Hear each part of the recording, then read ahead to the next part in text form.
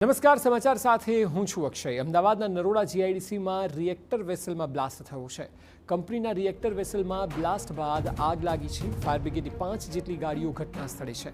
Fire બ્રિગેડના અધિકારીઓ પણ ઘટના સ્થળે પહોંચ્યા છે। આગ પર કાબૂ મેળવવાના પ્રયાસ હાલ ચાલુ છે।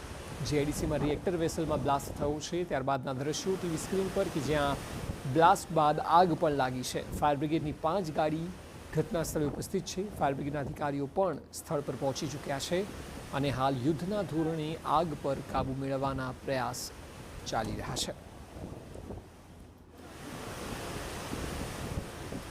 વધુ માહિતી આપી રહ્યા છે સંવાદદાતા નરેન્દ્ર રાઠોડ। નરેન્દ્ર, જણાવો, અચાનક રિએક્ટર વેસલમાં બ્લાસ્ટ કેમ થયો અને હાલ શું સ્થિતિ છે?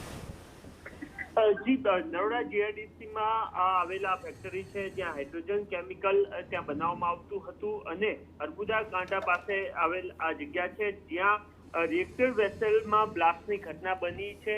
શરૂઆતમાં એ બાબત સામે આવી હતી કે માત્ર આગ લાગી છે, પરંતુ જે વિગતો પ્રાપ્ત થઈ રહી છે એ મુજબ ખૂબ મોટો બ્લાસ્ટ થયો હતો અને એની અસર આજુબાજુની પણ કેટલીક ફેક્ટરીઓમાં જોવા મળી હતી અને ઘટનાની જાણ થતાં તુરંત જ ફાયરની ટીમો ત્યાં પહોંચી ચૂકી છે। લગભગ 5 થી 6 ટુકડીઓ અત્યારે હાલ ત્યાં ઉપસ્થિત છે અને જે વિગતો પ્રાપ્ત થઈ રહી છે એ મુજબ લગભગ 3 થી 4 લોકો ખૂબ ગંભીર રીતના ઈજાગ્રસ્ત થયા હોવાની બાબતો સામે આવી રહી છે। અત્યારે હાલ ફાયર વિભાગની ટીમ દ્વારા આગ પર કાબુ મેળવવાનો પ્રયત્નો કરવામાં આવી રહ્યા છે અને ગંભીર રીતના જે દાઝેલા લોકો છે એમને નજીકની હોસ્પિટલમાં સારવાર માટે પણ લઈ જવાયા છે।